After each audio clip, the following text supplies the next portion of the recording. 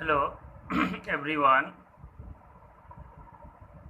dear boys and girls. How are you? I think you all are very fresh and active in mind by the supervision of your beloved parents and well wishers. And after all, the Almighty Allah Subhanahu wa Ta'ala, God, you are very protected and smooth in your lifestyle. Though the pandemic situation is overwhelmed all over the world, we have been facing also this type of deadliest pandemic situations last year and the running situation also. But we have been seen very closely that your institution always comes forth to give some decision, some great initiative to remove your mental stresses, anxiety, and the tension of your parents also. This year also your institution comes forward to take this initiative of online classes by the heartfelt participation and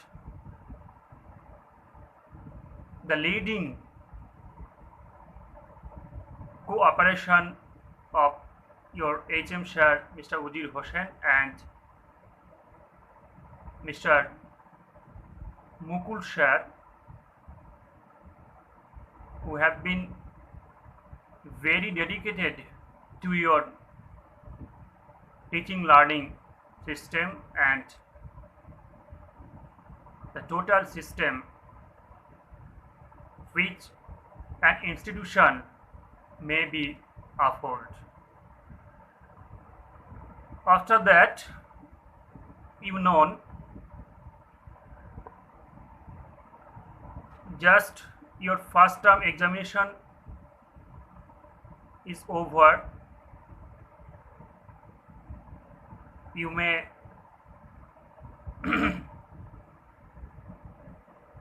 know your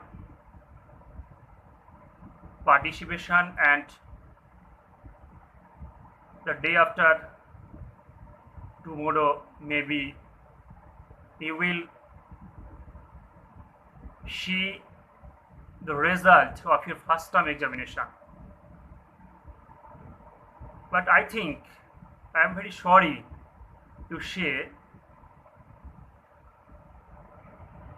for few minutes for your final result of first term examination, especially section D and B are getting very poor marks. They were very liable to punished by the institution because more than 50% students got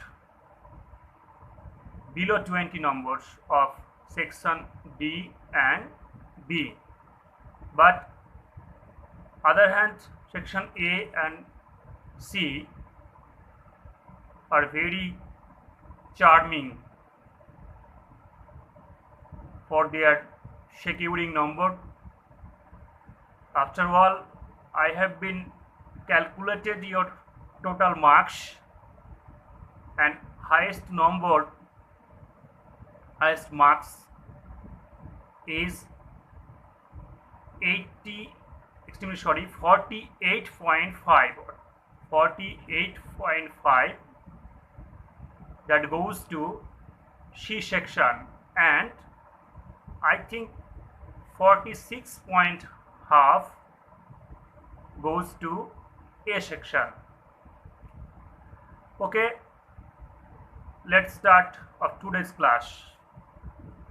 Yesterday your online classes were going on, and I have been given 2 classes of your writing skill part, that is Monday 4th period English writing and Thursday 4th period English writing, and this is your prospectus and syllabus also, and we see here that your syllabus cover up for second term examination English part is here. Writing skill means second term examination 2021, newspaper report, letter editorial and advertisement and story. Newspaper report, letter editorial and advertisement and story. Then first of all, I started your class.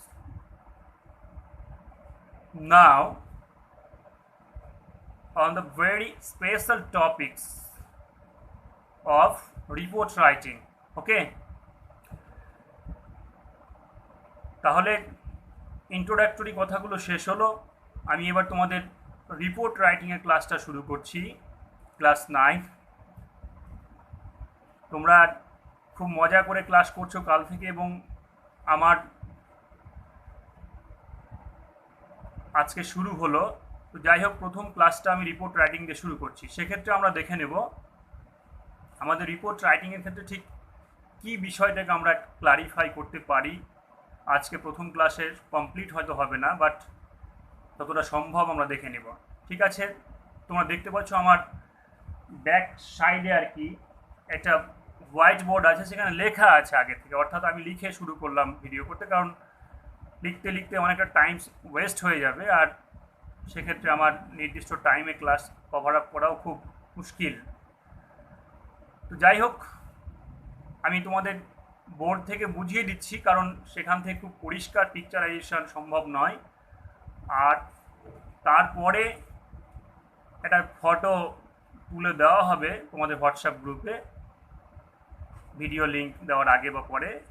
সেটা দেখে নিয়ে তোমরা বাড়িতে লেখার চেষ্টা করবে, যদি লেখা সম্ভব হয় বা যদি দরকার হয় তো। আর না হলে যদি কোনো প্রবলেম থাকে সেটা আমাকে বলতে পারো। আর খুব বেশি প্রয়োজন না হলে, মাইন্ড ইট, খুব বেশি প্রবলেম না হলে গ্রুপে বেশি SMS করার দরকার নাই। Okay okay, let's start.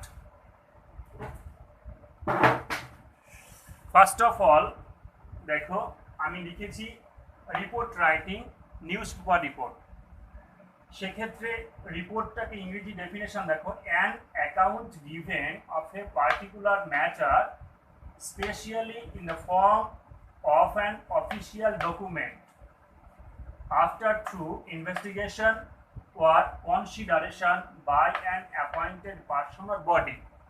কি বললাম?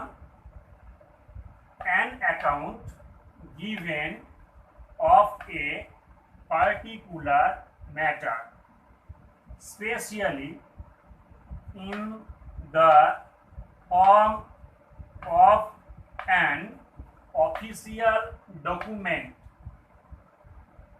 after through investigation or consideration by an appointed person or body. তাহলে আমরা কি দেখতে পাচ্ছি, এটা যদি আমি বাংলা করে নিই তাহলে যে রিপোর্ট হচ্ছে একটা তথ্য, একটা কালেকশন অফ ম্যাটার যেটাকে বলি আমরা, এটা দেওয়া হয় given of a particular matter, নির্দিষ্ট বিষয়ের ক্ষেত্রে, স্পেশালি মূলত in the form of an official document, অর্থাৎ অফিস সংক্রান্ত বা অফিসিয়াল কোনো একটা দস্তাবেজ স্বরূপ আর কি। আফটার থ্রু ইনভেস্টিগেশন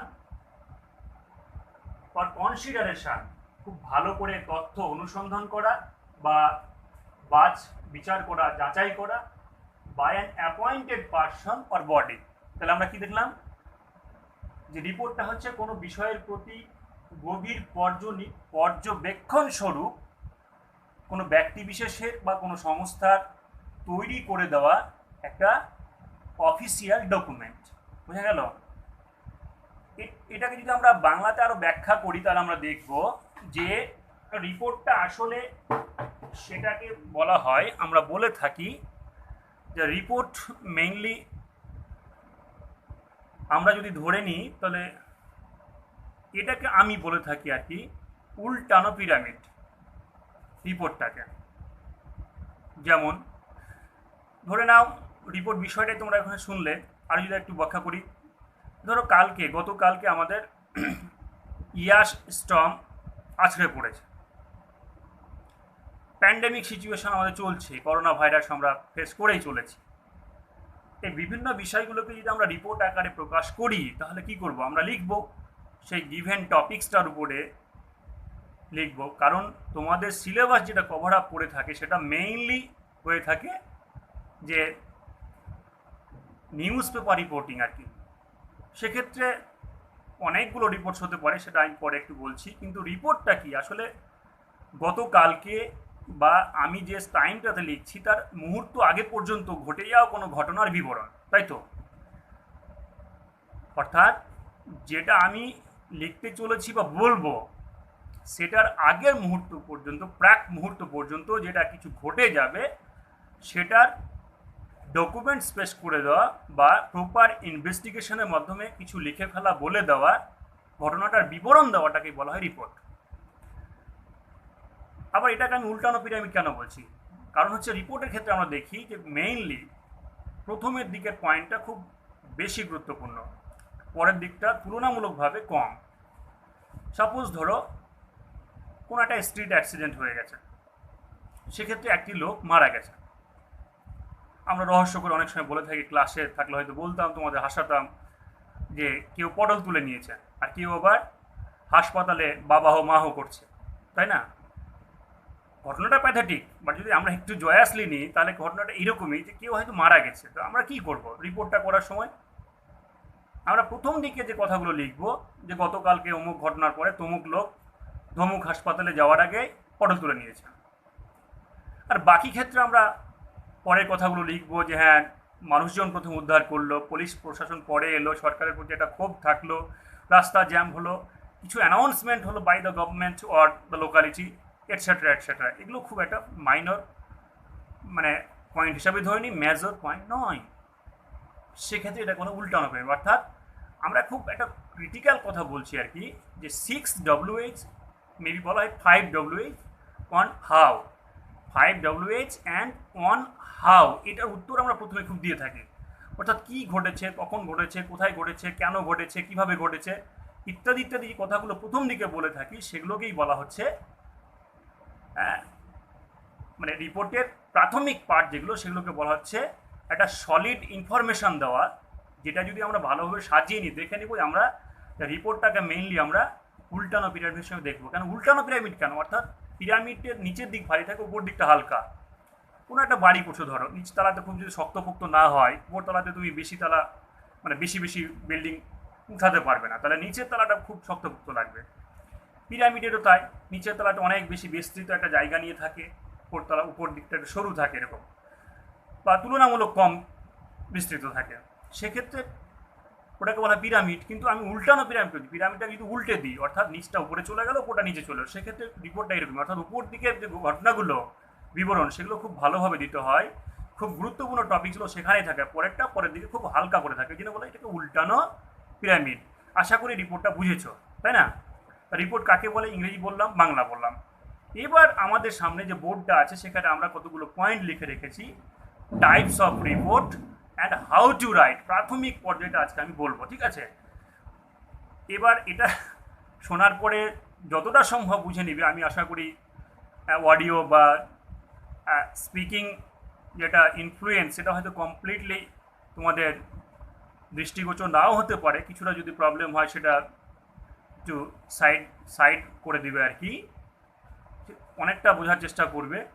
আর বাকিটা তো আমি আবার পরে ক্লাসে বলবো। আর যদি অনলাইন ক্লাসে কিছু ইনফরমেটিভস থাকে আর কি, ডিফরমেটিভস থাকে, ইনফরমেটিভ বলছি, ডিফরমেটিভস কিছু থাকেই, অর্থাৎ বাধ্যবাধকতা বা একটু প্রবলেম হয়েই থাকে, কিন্তু এটাও ঠিক যে অনলাইন ক্লাসও কিন্তু আমাদের সামনে দিগন্ত খুলে দিয়েছে। গত বছর থেকে এখন অবধি যেভাবে আমরা দুনিয়াটাকে দেখছি, সেখানে আমাদের অনেক কিছুই পাল্টে গেছে, রুচি, আচার আচরণ, অভ্যাস সব কিছু পাল্টে গেছে, এমনকি আমাদের নিকটাত্মীয়দের অ্যাটিটিউডও পাল্টে গেছে। সেক্ষেত্রে আমাদের অনলাইন ক্লাসটা অনেক বেশি কার্যকরী হচ্ছে, যদিও অফলাইন ক্লাসের মতো সরাসরি ক্লাসে বসে থাকা, গেট টুগেদার হয়ে যাওয়া, একে অপরের সঙ্গে একটা ইন্টারাকশান বা আনসার স্ক্রিপ্ট চেকিং এগুলো সম্ভব হচ্ছে না, কিন্তু ওটাকে একটু মানে হালকাভাবে নিয়ে নিলে বাকিটা খুব একটা খারাপ হয় না। যাই হোক, আমরা এবার বাকিটা দেখবো, টাইপস অফ রিপোর্ট। ওকে, দেখো টাইপস অফ রিপোর্টের ক্ষেত্রে আমরা যেটা দেখবো সেটা হচ্ছে events, force, natural calamity, street accidents, robbery, any types of match, bomb explosion, building collapse, etc. কি বললাম? ইভেন্টস, থটস, অর্থাৎ যে কোনো ঘটনা হতে পারে, যেমন তোমার সরস্বতী পুজো স্কুলে হতে পারে, তোমার স্কুল স্পোর্টস হতে পারে, তোমার মানে সার্বিকভাবে স্কুলের কোনো বিলাভেড টিচারের ফেয়ারওয়েল সেরেমনি হতে পারে, বা তোমার আর কিছু স্কুলে বিভিন্ন অনুষ্ঠানগুলো হতে পারে। আর সঙ্গে কী হতে পারে, তোমার থটস যেগুলো আর কি, তোমার কাল্পনিক কোনো বিষয় নিয়েও রিপোর্ট হতে পারে। তারপর ন্যাচারাল ক্যালামিটি, অর্থাৎ প্রাকৃতিক বিপর্যয় যেগুলো, যেমন কালকে একটা ঝড় হয়ে গেছে বা প্যান্ডামিক চলছে। তারপরে স্ট্রিট অ্যাক্সিডেন্ট, এটা তো বললামই। রবারি অর্থাৎ চুরি, ডাকাতি, ছিনতাই এগুলো হতে পারে। তারপরে any types of match, cricket match, football match, hockey match, etcetera হতে পারে। বম এক্সপ্লোশন, আমরা প্রায়শই দেখি যে অমুক জায়গাতে বম ব্লাস্ট হয়ে গেছে, 7 জন মারা গেছে, ইত্যাদি ইত্যাদি, যেটা হওয়া উচিত নয় তারপরে হয় আর কি, সেগুলো হতে পারে।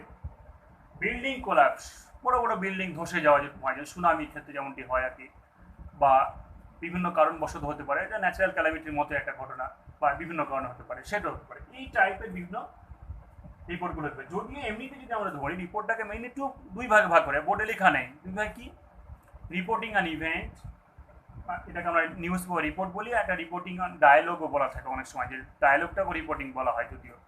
সেক্ষেত্রে আমরা রিপোর্টের টাইপটাকে দেখলাম। তারপরে বিষয়টা কি দেখবো এবার আমরা, তারপরে দেখবো হাউ টু রাইট। এটা খুব গুরুত্বপূর্ণ পয়েন্ট, এই পয়েন্টটাকে একটু তোমরা মাথায় রাখবে, কারণ এটা হচ্ছে খুবই গুরুত্বপূর্ণ পয়েন্ট। এটা আজকে কমপ্লিট তো বলা হচ্ছে না, কিন্তু এটুকু ঠিক যে এর পরের দিনটা অর্থাৎ নেক্সট ক্লাসে বাকিটা আরও বিস্তৃতভাবে বলা হবে। আজকে যেটুকু বলা হচ্ছে সেটা দেখো, হাউ টু রাইট, কীভাবে লিখবো আমরা। প্রথম পয়েন্ট হচ্ছে গেট প্রিপেয়ার্ড। কি point? Get prepared, get prepared. Second point 5W and how, 5W and how. Third point interview oblique story, interview oblique story. Fourth point catchy heading, fourth পয়েন্টটা কি? Catchy heading. Fourth পয়েন্টটা কি? Catchy heading, catchy heading. 5 point write the lead, write the lead, write the lead. 6 point narrate the events, narrate the events. Six পয়েন্টটা কি, narrate the event. Seven point conclusion, 7 নম্বর পয়েন্টটা কি, conclusion. 8 point হচ্ছে check the points, 8 পয়েন্টটা কি, check the points. 9 নম্বর হচ্ছে proof correction, 9 নম্বর proof correction etcetera, আরও হতে পারে। যেটা আমি বললাম যে আজকে কমপ্লিট হচ্ছে না, এরপর দিন আরও হবে। সেক্ষেত্রে আমরা দেখে নেব আর কি।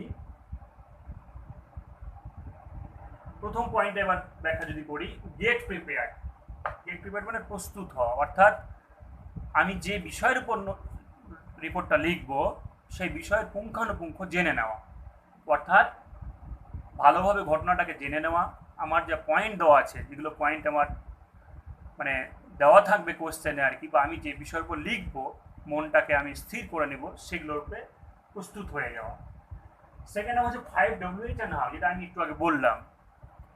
প্রথম দিকে যে কথাগুলো আমরা বলবো 5টা WH and how, অর্থাৎ when, where, which, how ইত্যাদি ইত্যাদি যে কথাগুলো, 5 WH and on how, যেটাকে আমরা ইন্টারোগেটিভ ওয়ার্ড বলে থাকি আর কি, WH ওয়ার্ড বলে থাকি, সেগুলো কোশ্চেনটাকে আমাদের জানতে হবে, না হলে রিপোর্টটা আমরা ভালো লিখতে পারবো না। নেক্সট পয়েন্ট হচ্ছে ইন্টারভিউ বা স্টোরি, অর্থাৎ কোনো বিষয়ের ক্ষেত্রে যার আমরা এটা নেব আর কি, কথাটা বলবো যাকে, বা যার দ্বারা আমরা মোটিভেটেড হব, বা যে ঘটনাটাকে আমরা লিখতে চাইবো সেটাকে খুব ভালো করে তথ্য অনুসন্ধান করে নেওয়া, ইন্টারভিউ করে নেওয়া, নাহলে আমরা ঠিক লিখতে পারবো না। ফোর্থ পয়েন্ট হচ্ছে দেখো ক্যাচি হেডিং, অর্থাৎ খুব ভালো একটা হেডিং দিতে হবে। হেডিংয়ের মধ্যে আরও কিছু পড়ে, সেটা আমি এর পরেরটাতে বলবো। খুব ভালো একটা হেডিং দিতে হবে, অর্থাৎ খুব মোটা হরফে একটা হেডিং দিতে হবে।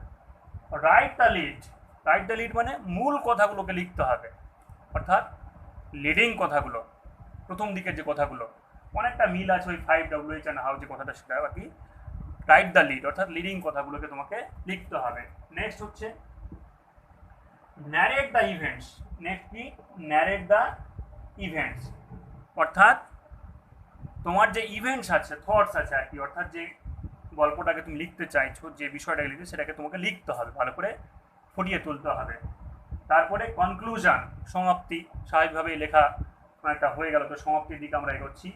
সমাপ্তি তো আমরা দিলাম, সমাপ্তি দেওয়ার পরে কি হবে, বাকি পয়েন্ট দেখো, চেক দ্য পয়েন্টস। আমরা যে লিখলাম যতগুলো পয়েন্ট থাকে, সেই পয়েন্টগুলোকে আমরা ব্যাখ্যা করে করে লিখবো, লিখলাম কি লিখলাম না, কোনো পয়েন্ট ছুটলো কিনা, বা কোনো পয়েন্ট বেশি লেখা হয়েছে কিনা, বা কোনো পয়েন্টের ক্ষেত্রে কোন বিষয়টা জাজমেন্টারি হিসাবে আমাকে দেখা উচিত ছিল কি দেখিনি, সেটা আমরা চেক করে নেব।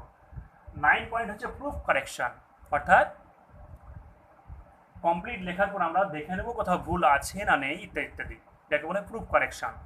তো এই যে বিষয়টা আমরা অলরেডি বললাম, এই কমপ্লিট বিষয়টা যখন আমরা বলে ফেললাম, এই বলে ফেলা বিষয়টাকে আমরা এবার কি দেখব, আমরা এবার খুব ভালোভাবে দেখে নিব যে বিষয়গুলো ঠিকঠাক বলা হলো না হলো না, অর্থাৎ আমরা ঠিক বলতে পারলাম না, লিখলাম না, এটা আমরা দেখে নেব।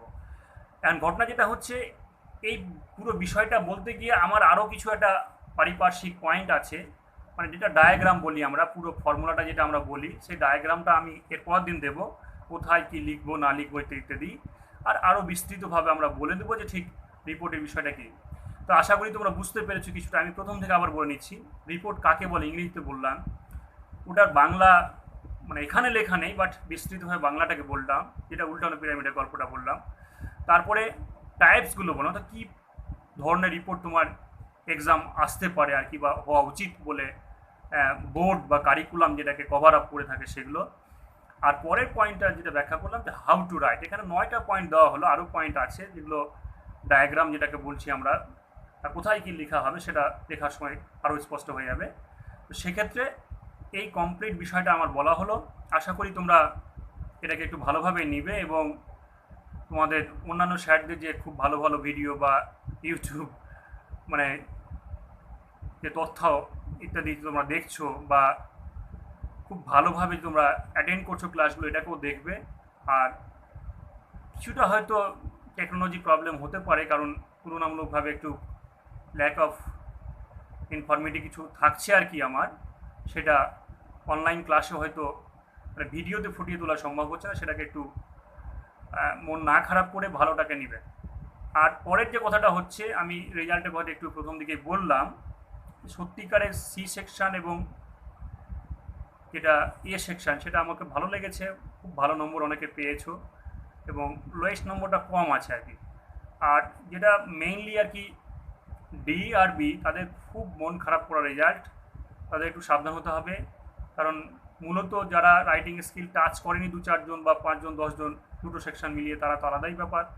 আর যারা টাচ করেছো, খুব রাফলি টাচ করেছো, আর মেইনলি বি আর ডি যেটা হয়েছে, গ্রামার সেকশনে নম্বর খুব কম, মানে একদম নেই বললেই চলে, সেক্ষেত্রে তারাই কম পেয়েছে। এবং আমার যতদূর মানে সেন্স কাজ করছে আর কি, তাতে করে আমার হাতে তো ডকুমেন্টস নেই, তাতে আমি দেখেছি অন্তত একজন জিরো আছো, একজন ডি সেকশন মেবি ওটা জিরো আছে একজন।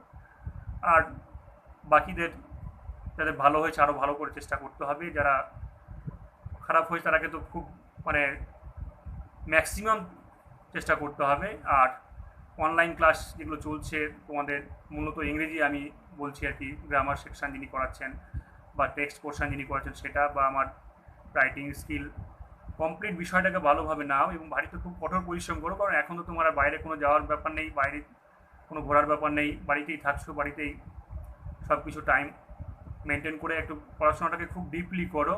আর সাথে সাথে তোমরা নিজেদের সুরক্ষার দিকটাও মানে খেয়াল রাখবে, কারণ যেহেতু করোনা ভাইরাস কাউকেই ছাড়বে না তোমরা জানো। সেক্ষেত্রে দেখো, আমি তোমাদের জাস্ট দেখাচ্ছি আর কি, যে এইভাবে হাতটাকেও স্যানিটাইজ করতে থাকবে। আর তোমাদের বাকি যে বিষয়গুলো আছে ইমিউনিটি পাওয়ারের জন্য যেগুলো খাওয়া দরকার সেগুলো খাবে। আর ফার্স্ট অফ অল, বা আমি যদি বলি নট লিস্ট মানে যেটা মানলেই নয় একবারে, সেটা হচ্ছে খুব ইমিউনিটি পাওয়ারটাকে গ্রো করে রাখবে আর টেনশন ফ্রি থাকবে। ওকে, কেমন? ভালো থাকো, পরে ক্লাস দেখা হবে ইনশাআল্লাহ।